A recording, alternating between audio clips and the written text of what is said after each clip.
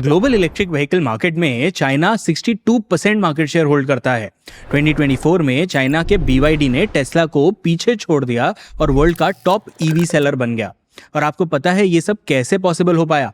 Last 20 years में China ने lithium ion battery के केमिस्ट्री पे और उसके सप्लाई चेन पे बहुत काम किया है। की बैटरी कंपोनेंट्स में आज के दिन चाइना के पास 70% से भी ज़्यादा मार्केट शेयर है। ऑन द अदर हैंड, अगर हम इंडिया की बात करें तो हमारा बैटरी इकोसिस्टम अभी तक ऑलमोस्ट नॉन एग्जिस्टेंट है। बट अब फाइनली चीज़ें बदल रही हैं।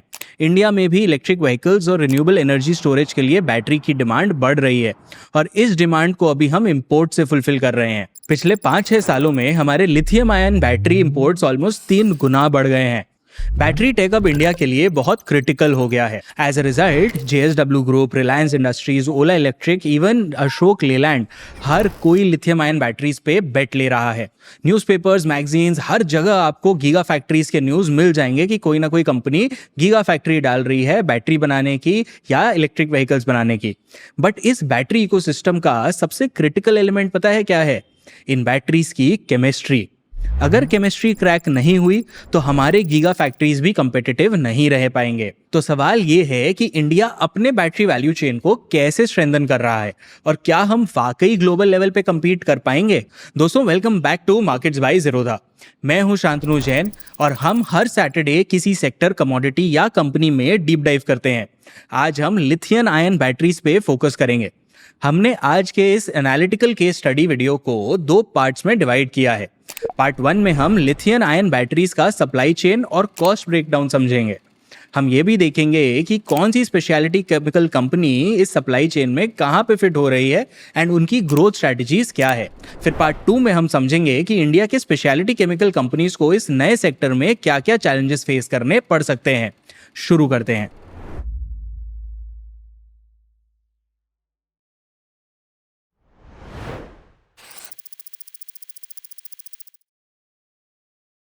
आज के दिन lithium ion batteries electric vehicle के बूम की वजह से चर्चा में है। बट ये टेक्नोलॉजी न्यू नहीं है। व्हीकल से पहले लिथियम आयन बैटरीज का यूज कंज्यूमर इलेक्ट्रॉनिक्स में हुआ। 1985 तक यूएस में इसकी टेक्नोलॉजी स्टेबल हुई। 1991 में सोनी ने पहली बार लिथियम आयन बैटरीज कमर्शलाइज किए अपने हैंडी कैम्स में। इस सेगमेंट में लिथियम आयन बैटरीज का यूजेज तब से अपवर्ड ट्रेंड में है। ऑटोमोबाइल्स की बात करें तो 1998 में जापानीज कंपनी निसान ने पहला ईवी लॉन्च किया था, Nissan ultra EV. But cost high था, एफिशिएंसी उतनी नहीं थी और charging infrastructure almost non existent था, तो इसका अडॉप्शन लो ही रहा। 2008 में फिर टेस्ला ने ये इश्यूज ओवरकम किए एंड ईवीज को पॉपुलर बनाया। तब जाके फाइनली ऑटोमोबाइल्स में लिथियम आयन बैटरीज पॉपुलर होने लगे। Lithium ion batteries energy store करने की और रिचार्ज करने की बहुत अच्छी टेक्नोलॉजी है। ये जल्दी चार्ज होते हैं और लंबा चलते हैं। लाइट वेट होने के बावजूद इन बैटरीज की एनर्जी डेंसिटी बहुत अच्छी है। आज के दिन एक लिथियम आयन बैटरी की energy density 140 to 200 watt hour per kg तक की हो सकती है। वहीं दूसरी तरफ एक लेड एसिड बैटरी की एनर्जी डेंसिटी बस 30 to 50 watt hour per kg की होती है। तो इसीलिए laptops, mobile phones, electric cars और यहाँ तक कि बड़े बड़े इलेक्ट्रिक ग्रिड्स में भी लिथियम आयन बैटरीज यूज किए जाते हैं। But electric vehicles in batteries का सबसे बड़ा डिमांड ड्राइवर है। 85% बैटरीज इलेक्ट्रिक व्हीकल्स के लिए ही बनाए जाते हैं।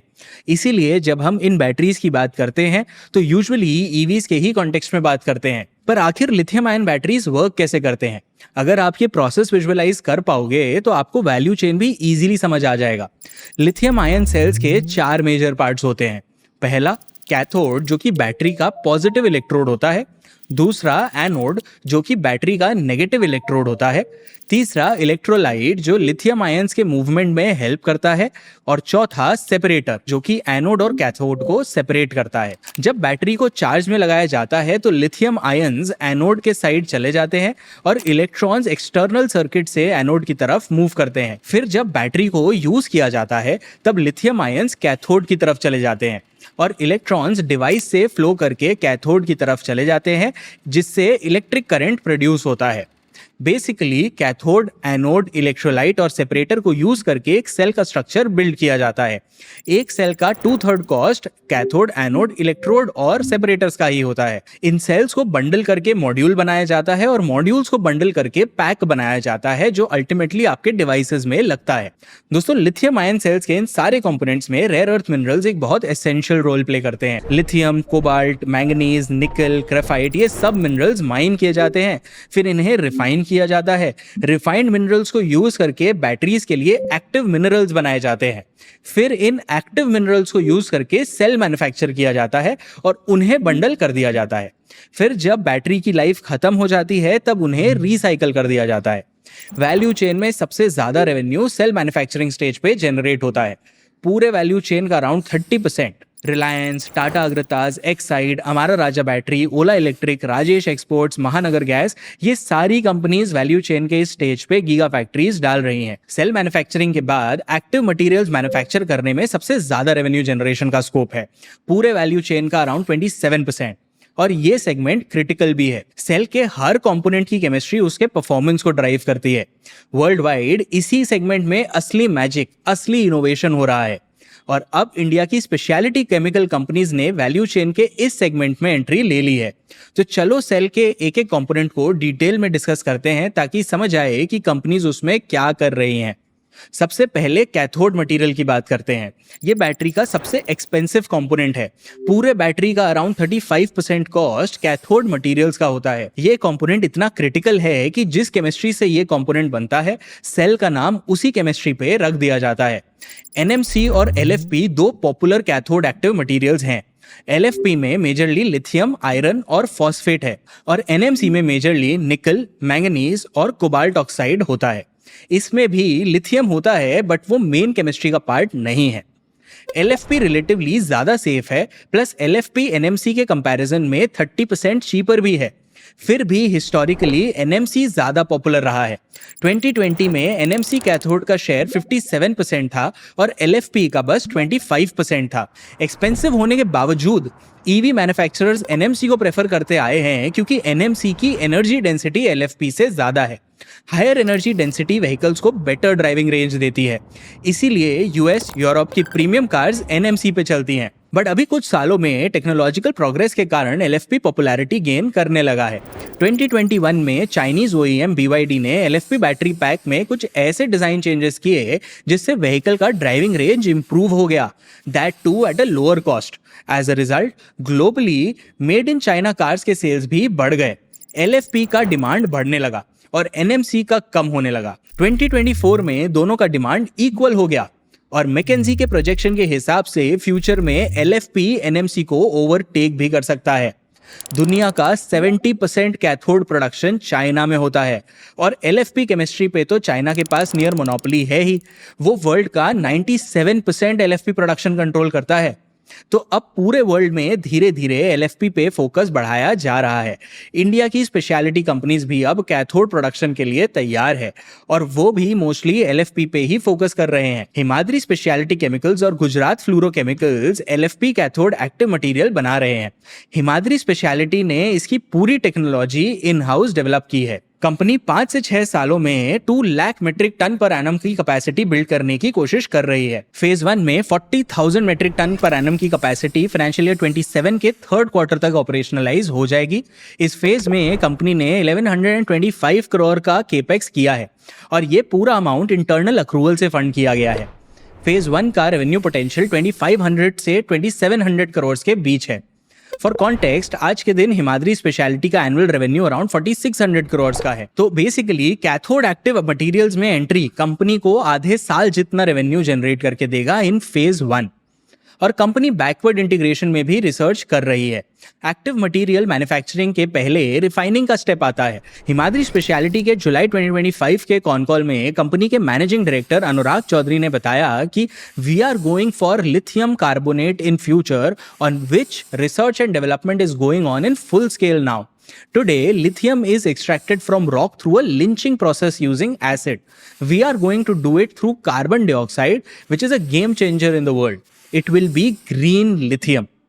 गुजरात फ्लोरोकेमिकल्स की बात करें तो उनका कहना है कि वो वर्ल्ड की इकलौती ऐसी कंपनी है जो एक साथ cathode active materials, cathode binders, electrolyte salts और फॉर्मुलेटेड इलेक्ट्रोलाइट मैन्युफैक्चर करेगी। उनका पोर्टफोलियो बैटरी का 40% कॉस्ट कैप्चर करता है और वो भी LFP केमिस्ट्री वाले कैथोड एक्टिव मटेरियल्स बना रहे हैं।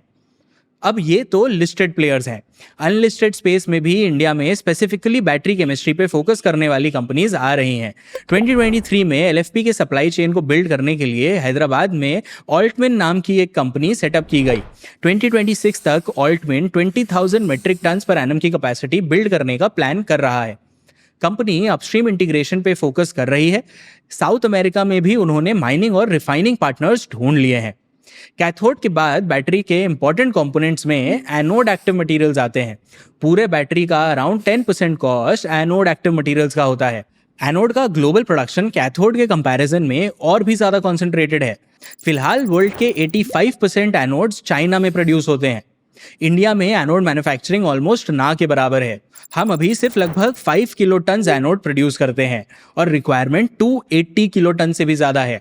इंडिया में इस डिमांड सप्लाई गैप को फिल करने में 3 कंपनी काम कर रही हैं। एप्सिलॉन एडवांस्ड मटेरियल्स जो कि एक अनलिस्टेड कंपनी है, हिमाद्री स्पेशलिटी केमिकल्स और HEG लिमिटेड।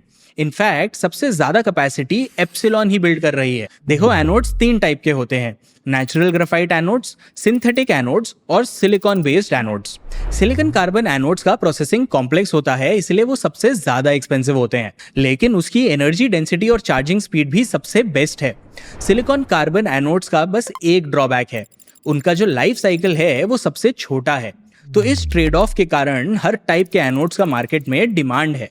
बट एक बात जो इन एनोड्स में कॉमन है वो है कार्बन बेस्ड मटेरियल्स। और जो हमारी 3 कंपनीज हैं, एप्सिलॉन, हिमाद्री और HEG, सबके पास इस स्पेस में कोई ना कोई बैकवर्ड लिंकेज है। कोल टार पिच एनोड मटेरियल मैन्युफैक्चर करने के लिए एक बहुत इंपॉर्टेंट रॉ मटेरियल है और हिमाद्री स्पेशलिटी केमिकल्स 1990s से कोल टार पिच प्रोड्यूस कर रही है। हिमाद्री तीनों टाइप के एनोड्स प्रोड्यूस करना चाहती है ताकि वो हर टाइप के कस्टमर को सर्व कर सके। सिलिकॉन कार्बन एनोड्स की मैन्युफैक्चरिंग में अपनी पकड़ बनाने के लिए हिमाद्री ने 85 करोड़ में सिकोना बैटरी टेक्नोलॉजीज का 15% स्टेक लिया है। इस कंपनी के पास सिलिकॉन कार्बन एनोड्स बनाने के लिए कुछ एक्सक्लूसिव लाइसेंसेस हैं जो हिमाद्री को हेल्प करेंगे इस टेक्नोलॉजी को कमर्शियलाइज करने में। अब इस स्पेस में दूसरी कंपनी HEG की बात करते हैं। HEG के पास तो 1977 से ग्रेफाइट इलेक्ट्रोड्स बनाने का एक्सपीरियंस है। इनफैक्ट HEG के पास वर्ल्ड का लार्जेस्ट इंटीग्रेटेड ग्रेफाइट प्लांट है, तो उनके पास इस स्पेस में अच्छी सिनर्जीज हैं। Company 1800 to 1900 crore rupees invest करके 20,000 टन का प्लांट डाल रही है। मार्च 2027 से उनका प्लांट ऑपरेशनलाइज हो जाएगा। अनलिस्टेड कंपनी की बात करें तो एप्सिलॉन एडवांस्ड मटेरियल की पेरेंट कंपनी एप्सिलॉन कोल टार पिच का ग्लोबली एक बहुत बड़ा एक्सपोर्टर है। कंपनी की शुरुआत 2010 में हुई थी और आज के दिन उनका रेवेन्यू 3000 करोड़ से भी ज्यादा है। तो हिमाद्री की तरह एप्सिलॉन के पास भी कोल टार पिच में बैकवर्ड इंटीग्रेशन का बेनिफिट है, तो वो भी एनोड की अपॉर्चुनिटी को सीरियसली देख रही है। एप्सिलॉन इंडिया, US और फिनलैंड में कैपेबिलिटीज बिल्ड कर रहा है और रिसेंटली 2023 में कंपनी ने जर्मनी में एक्विजिशन के थ्रू कैथोड टेक्नोलॉजी में भी एक्सपैंड कर लिया है। 2030 तक ये कंपनी इंडिया में 1 लाख टन पर एनम के LFP कैथोड्स की भी कैपेसिटी बिल्ड कर लेंगे। तो देखो, एनोड और कैथोड मिलाकर एक बैटरी का 45 to 50% कॉस्ट तो कवर हो गया। नेक्स्ट इंपॉर्टेंट रॉ मटेरियल है इलेक्ट्रोलाइट्स, जो कि टोटल कॉस्ट का लगभग 9 to 10% है। केमिकल कंपोनेंट्स के बेसिस पे हम इन इलेक्ट्रोलाइट्स को फर्दर ब्रेक डाउन कर सकते हैं। इलेक्ट्रोलाइट में सबसे बड़ा कॉस्ट होता है इलेक्ट्रोलाइट सॉल्ट्स का, अराउंड 45 to 55%। फिर 35 to 45% ऑफ कॉस्ट होता है सॉल्वेंट्स का और बाकी 5 to 10% कॉस्ट होता है एडिटिव्स का। लिथियम आयन बैटरीज में हेक्साफ्लूरोफॉस्फेट यानी LiPF6 सबसे ज्यादा पॉपुलर इलेक्ट्रोलाइट सॉल्ट है। अच्छी स्टेबिलिटी, सॉल्युबिलिटी और हाई आयोनिक कंडक्टिविटी के कारण LiPF6 को प्रेफर किया जाता है और अब LFP की राइजिंग पॉपुलैरिटी के कारण इलेक्ट्रोलाइट सॉल्ट्स के वॉल्यूम्स भी इंक्रीज हो सकते हैं। गुजरात फ्लोरोकेमिकल्स के CEO मिस्टर बीर कपूर ने बताया कि the salt requirement is almost double in case of LFP per gigawatt hour as compare to NMC chemistry. तो इस चेंजिंग ट्रेंड का फायदा इलेक्ट्रोलाइट सॉल्ट मैन्युफैक्चरर्स को हो सकता है। इलेक्ट्रोलाइट मैन्युफैक्चरिंग में बहुत से सब कंपोनेंट्स इन्वॉल्व हैं, तो कौन सा प्लेयर क्या कर रहा है इसको अच्छे से विजुअलाइज करने के लिए हमने ये टेबल बनाया है। आप इसका स्क्रीनशॉट लेकर रख सकते हो। गुजरात फ्लोरोकेमिकल्स और Neogen chemicals electrolyte salts and additives तो बना ही रहे हैं, साथ ही साथ ये इन रॉ मटेरियल्स को यूज करके इलेक्ट्रोलाइट फॉर्मुलेशन भी बना रहे हैं। एक्यूटास केमिकल्स, जिसका पुराना नाम एमी ऑर्गेनिक्स था, वो अभी सिर्फ एडिटिव्स पे फोकस कर रहा है। लिथियम आयन इंडस्ट्री में एंट्री लेने के लिए नियोजेन केमिकल्स ने 2 जापानीज कंपनीज के साथ पार्टनरशिप किया है। 2023 में नियोजेन ने MUIS इलेक्ट्रोलाइट मैन्युफैक्चरिंग टेक्नोलॉजी का लाइसेंस लिया था और अभी सितंबर 2025 में नियोजेन ने मोरिता केमिकल्स के साथ जॉइंट वेंचर एग्रीमेंट साइन किया है। मोरिता केमिकल्स के पास लिथियम सॉल्ट बनाने का 30 इयर्स का एक्सपीरियंस है। ओवरऑल कंपनी 1500 करोड़ रुपीस का केपेक्स कर रही है। फाइनेंशियल ईयर 26 तक कंपनी के पास 32,000 मेट्रिक टन्स के इलेक्ट्रोलाइट प्रोड्यूस करने की कैपेसिटी हो जाएगी और 5500 मेट्रिक टन्स के लिथियम इलेक्ट्रोलाइट सॉल्ट्स और एडिटिव्स प्रोड्यूस करने की कैपेसिटी हो जाएगी।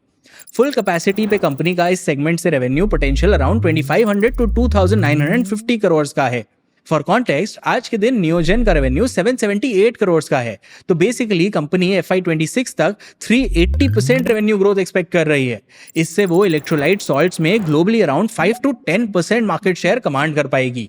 इस स्पेस में इतने सारे कंपनीज हैं कि कोई भी कंफ्यूज हो जाए, तो हमने ये टेबल भी कंपाइल किया है। इसमें कंपनी, उनका focus area, capacity, capex plan और प्लांट लोकेशन मेंशन्ड है। आप इसका स्क्रीनशॉट लेकर रेफरेंस के लिए रख सकते हो। तो दोस्तों, अब हमें ये तो समझ आ गया कि कौन सी speciality companies lithium ion batteries के किस किस कंपोनेंट और केमिस्ट्री पे फोकस कर रही है। ग्लोबली स्पेस में बहुत कम प्लेयर्स हैं और इंडिया की स्पेशलिटी केमिकल कंपनीज चाइना +1 के नैरेटिव पे पिगीबैक करके अपना एक्सपोर्ट पोर्टफोलियो बिल्ड कर रही है। गुजरात फ्लोरोकेमिकल्स और एक्यूटास केमिकल्स के लिए एक्सपोर्ट्स फर्स्ट प्रायोरिटी है। हिमाद्री स्पेशलिटी केमिकल्स और नियोजेन की प्रायोरिटीज थोड़ी डिफरेंट है। उनके कॉनकॉल्स के हिसाब से जब तक इंडिया में रिलायंस, ओला, एक्साइड इन सब के गीगा फैक्ट्रीज नहीं बन जाते, तब तक ये दोनों कंपनीज एक्सपोर्ट्स पे फोकस करेंगी। इंडिया में गीगा फैक्ट्रीज बन जाए तो उसके बाद उनकी फर्स्ट प्रायोरिटी डोमेस्टिक मार्केट होगी। बट दोस्तों, कोई भी बिजनेस डिसीजन लेने से पहले प्रोडक्ट डिमांड के साथ साथ उसका मार्जिन प्रोफाइल भी देखा जाता है। तो क्या speciality chemical companies battery chemistry से अच्छे मार्जिन बना पाएगी? वेल, मोस्टली सारी कंपनीज के लिए इस न्यू प्रोडक्ट पोर्टफोलियो के मार्जिन उनके एग्जिस्टिंग पोर्टफोलियो से मोटा मोटी अलाइंड है। नियोजेन केमिकल्स अपने नए इन्वेस्टमेंट्स पे अराउंड 20% का ROCE एक्सपेक्ट कर रही है। ये कंपनी के प्री केपेक्स साइकिल के रिटर्न से कंपेरेबल है। गुजरात फ्लोरोकेमिकल्स का इबिडा मार्जिन लास्ट 2 इयर्स में 22 टू 24% के रेंज में था। अब नेक्स्ट 5 टू 6 इयर्स में कंपनी बैटरी वर्टिकल में 6,000 करोड़ रुपीस का इन्वेस्टमेंट कर रही है और उन्होंने 25% प्लस के इबिडा मार्जिन का गाइडेंस दिया है। एक्यूटास केमिकल्स ने भी कहा, we are hopeful that this business will give us a good margin as compared to other speciality chemical business of which we are operating into as of now.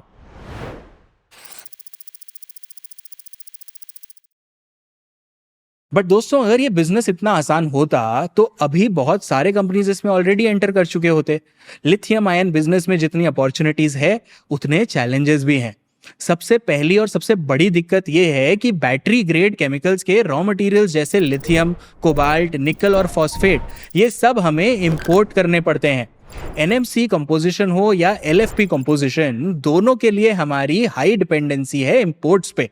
अभी तो India की speciality chemical companies LFP technology की तरफ जा रही है, तो वो लिथियम और फास्फोरस के बैकवर्ड इंटीग्रेशन पे फोकस कर रही है।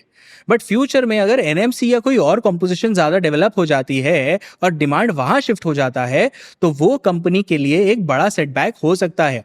या फिर अगर किसी कंट्री ने एक्सपोर्ट रेस्ट्रिक्शंस लगा दिए, तो ऐसे जियोपॉलिटिकल सिचुएशंस में भी कंपनीज को सेटबैक मिल सकता है। एज एन इन्वेस्टर, आपको बैटरी स्पेस में कौन सी केमिस्ट्री कैसे इवॉल्व हो रही है, इसका ध्यान रखना होगा, क्योंकि इसका बहुत बड़ा इंपैक्ट स्पेशलिटी केमिकल कंपनीज पे पड़ सकता है। एज अ कंट्री, हम चाइना से यहाँ सीख सकते हैं। ये चार्ट देखो, लिथियम, निकल और कोबाल्ट के रिसोर्सेज चाइना में भी कम है। कोरिया, इंडोनेशिया और डेमोक्रेटिक रिपब्लिक ऑफ कॉन्गो में इन मिनरल्स के रिजर्व ज्यादा हैं। पर चाइना ने इन कंट्रीज से रॉ मटेरियल एक्सट्रैक्शन के लिए भी पार्टनरशिप्स बिल्ड कर ली है। For example, democratic republic of the Congo में 40 to 50% cobalt production Chinese companies ही करती हैं। और तो और चाइना ने मटेरियल प्रोसेसिंग में भी एक्सपर्टीज बिल्ड कर ली है। तो वैसे ही अब इंडिया की भी कंपनीज को सप्लाई चेन स्ट्रेंथन करने पे काम करना पड़ेगा और चाइना के सप्लाई चेन के डोमिनेंस को तोड़ने की कोशिश करनी पड़ेगी। जुलाई 2025 में चाइनीज गवर्नमेंट ने क्रिटिकल बैटरी टेक्नोलॉजीज को दूसरी कंट्रीज को एक्सपोर्ट करने पे रिस्ट्रिक्शंस लगा दिए थे। सप्लाई चेन डिस्ट्रप्शंस के थ्रेट की वजह से अब बहुत सारी कंट्रीज ने इस केमिस्ट्री पे काम करने की स्पीड बढ़ा दी है। सेल्फ रिलायंस के पर्सपेक्टिव से देखें तो ये एक अच्छा स्टेप दिखता है, पर इसकी वजह से हमारी स्पेशलिटी केमिकल कंपनीज एक और बड़ा पोटेंशियल रिस्क फेस कर रही है, ओवर कैपेसिटी का रिस्क। एक बीसीजी के रिपोर्ट के हिसाब से अगले 5 सालों में बैटरी सेल प्रोडक्शन की ग्लोबल कैपेसिटी उसके डिमांड से काफी ज्यादा बढ़ सकती है, लगभग 2 गुना ज्यादा। ओवर कैपेसिटी और लो यूटिलाइजेशन रेट्स कंपनी के बीच प्राइस वॉर्स ट्रिगर कर सकते हैं। ऐसे में battery manufacturing companies least cost supplier ढूंढेंगी, जिसका इंपैक्ट फिर स्पेशलिटी कंपनीज के प्रॉफिट्स पे पड़ेगा। दोस्तों, हाई इंपोर्ट डिपेंडेंस और ओवर कैपेसिटी के साथ साथ इस स्पेस में एक और इनहेरेंट रिस्क है, इवॉल्विंग केमिस्ट्री का risk. Lithium ion batteries world के लिए एक सस्टेनेबल सोल्यूशन नहीं है। लिथियम को रिसाइकल करना डिफिकल्ट होता है और एक्सट्रैक्शन में भी बहुत एनर्जी और वाटर कंज्यूम होता है। मोरोवर, लिथियम सप्लाईज बहुत कम कंट्रीज में कॉन्सेंट्रेटेड है। तो इन चैलेंजेस का सामना करने के लिए बहुत सारी countries and companies alternative technologies ढूंढ रही हैं। For example, UK based company Faradion sodium ion batteries पे काम कर रही है। रिलायंस इंडस्ट्रीज ने 2021 में फेराडियन को अक्वायर कर लिया था और वो सोडियम आयन बैटरीज को कमर्शियलाइज करने का प्लान कर रहे हैं। चाइना के साइंटिस्ट और इंजीनियर्स ने भी इस केमिस्ट्री को काफी हद तक इंप्रूव किया है। Sodium is the 6th most abundant element on the planet. तो अगर ये केमिस्ट्री लिथियम आयन बैटरीज से compete कर पाता है तो सब कुछ बदल सकता है। सिमिलरली, सॉलिड स्टेट बैटरीज पे भी काम चल रहा है। जैसे ही किसी न्यू टेक्नोलॉजी में ब्रेक थ्रू मिलेगा, वैसे ही मैन्युफैक्चरर्स के प्रेफरेंसेस भी चेंज हो जाएंगे। बट चलो एक बार के लिए मान लेते हैं कि न्यू केमिस्ट्री इतना फास्ट डेवलप नहीं होगी। उस केस में भी रिस्क एग्जिस्ट करता है, बिकॉज फ्यूचर में एलएफपी ज्यादा चलेगा या एनएमसी, इसको लेके भी हर जगह डिबेट चल रही है। चाइना तो एलएफपी को बेटर करने पे फोकस कर रहा है। अगर एनएमसी एलएफपी को बीट कर देता है तो ये इंडिया के अपकमिंग फैसिलिटीज के लिए थ्रेट बन सकता है। सिंगल केमिस्ट्री फोकस्ड कंपनीज को या तो बिजनेस बंद करना पड़ जाएगा या पिवट करना पड़ेगा, और पिवट करना भी काफी टाइम कंज्यूमिंग प्रोसेस होगा। पूरा का पूरा सप्लाई चेन रिवैम्प करना होगा, नई केमिस्ट्री समझनी होगी और एकदम स्क्रैच से स्टार्ट करना होगा। तो बेसिकली केमिस्ट्री में थोड़ा चेंज कंपनीज के पूरे बिजनेस को इम्पैक्ट कर सकता है। ऐसे सिचुएशन से बचने के लिए इंडिया की स्पेशलिटी केमिकल कंपनीज को R&D में इन्वेस्ट करना पड़ेगा। ऑल्टरनेटिव टेक्नोलॉजी में काम करने वाली कंपनीज में इन्वेस्ट करना पड़ेगा।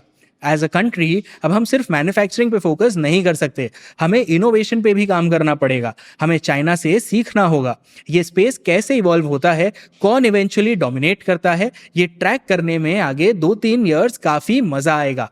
एंड अगर हमारी डोमेस्टिक कंपनीज ग्लोबल कंपनीज को टक्कर दे पाए, जो कि डेफिनेटली पॉसिबल है, तो ये हमारे लिए एक बड़ी अपॉर्चुनिटी, बड़ी विन हो सकती है। आई होप आपको वीडियो इन्फॉर्मेटिव लगी। वीडियो को अपने दोस्तों के साथ जरूर शेयर कर देना एंड चैनल पे नए हो तो सब्सक्राइब भी कर लेना। मैं हूं शांतनु जैन, मिलता हूं आपसे नेक्स्ट वीडियो में।